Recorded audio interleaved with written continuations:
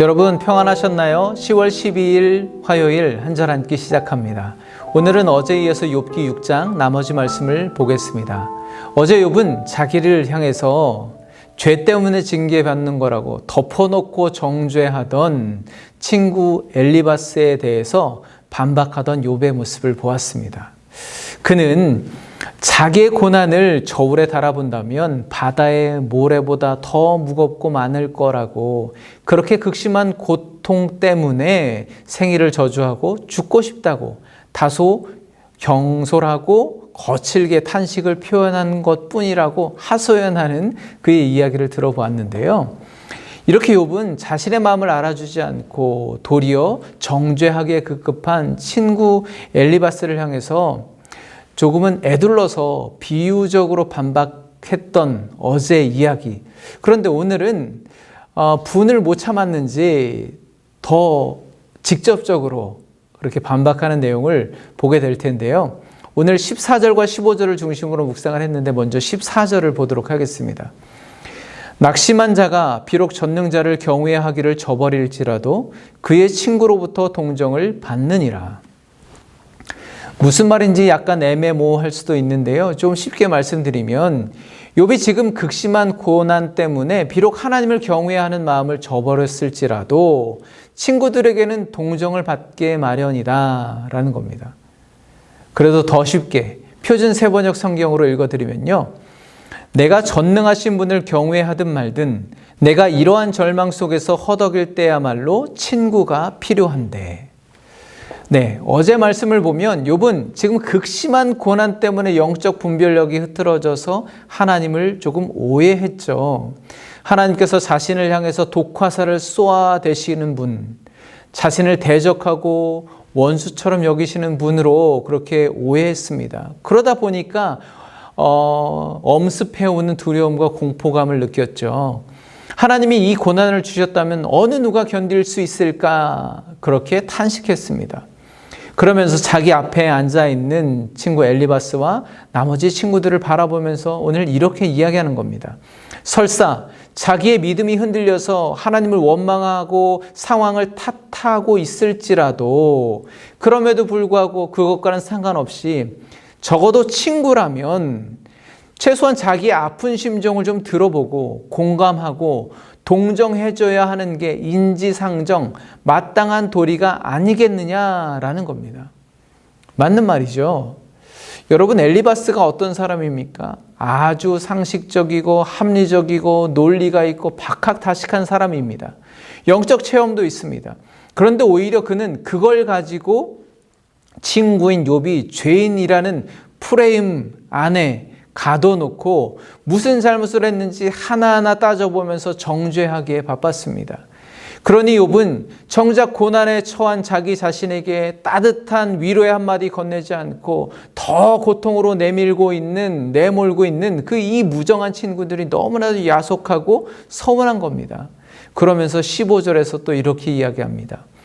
내 형제들은 개울과 같이 변덕스럽고 그들은 개울의 물살같이 지나가누나. 욥은 친구들이 마치 변덕스러운 개울과 같다고 표현합니다. 여기서 개울은 와디라고 하는데요. 사막 지형에 있는 마른 하천을 의미합니다.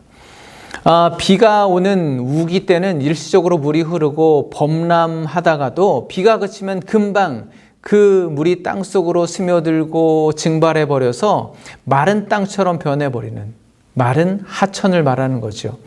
그래서 많은 경우에 사람들이 물을 기르려 이 개울로 찾아왔다가 물이 다 말라버린 것을 보고는 낙심해서 돌아가는 경우가 많이 있었다고 하죠. 욥은 자기 친구들이 꼭 그렇다는 겁니다.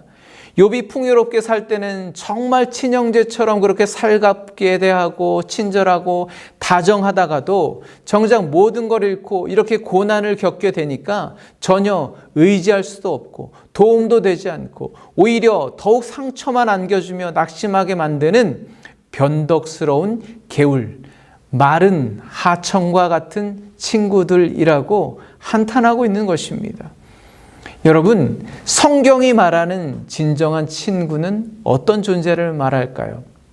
요한복음을 보면 예수님께서 제자들에게 이제 너희는 나의 친구다 말씀하십니다.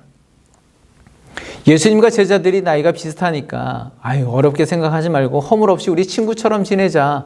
어디 친구라고 불러봐. 그런 의미일까요? 아닙니다.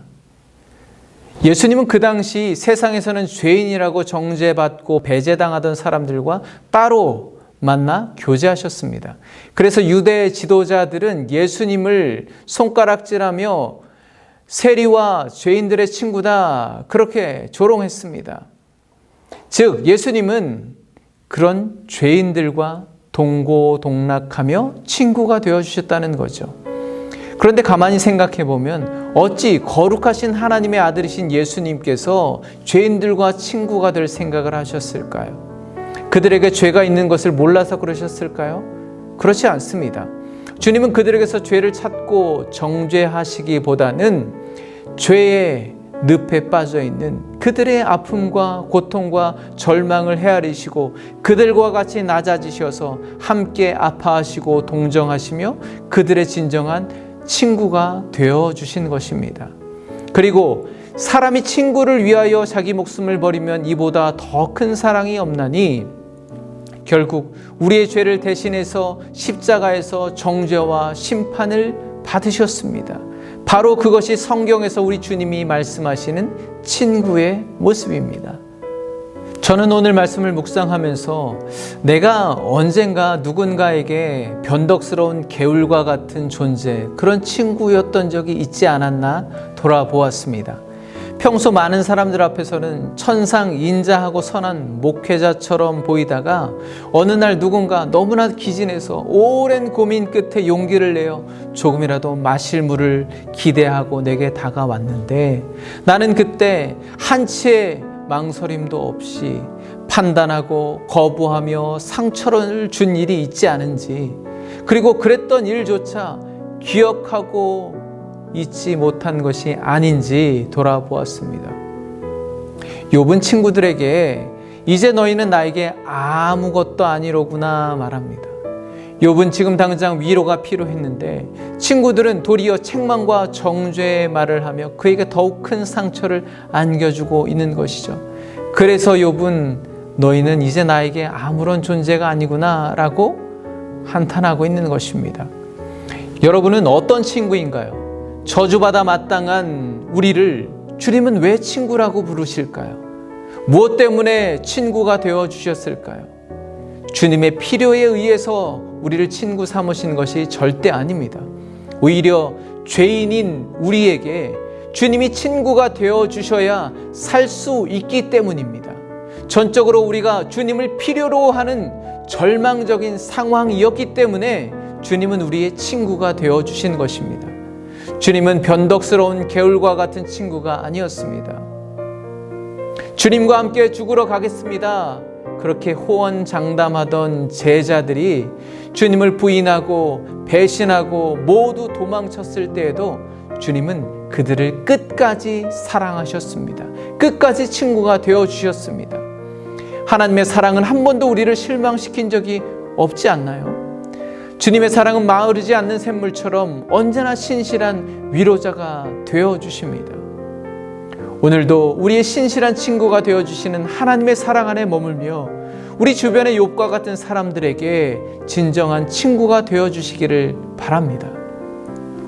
변덕스러운 개울물과 같은 사람이 아니라 누군가를 위해 늘 깨끗한 생수를 가득 채워놓고 언제라도 어떻게든지 아낌없이 흘려보내는 물된 동산과 같고 마르지 않는 샘물과 같은 복된 주의 백성들이 되시기를 간절히 축복합니다. 오늘도 우리의 신실한 친구가 되어주시는 주님과 함께 승리하시기를 간절히 소망합니다. 감사합니다.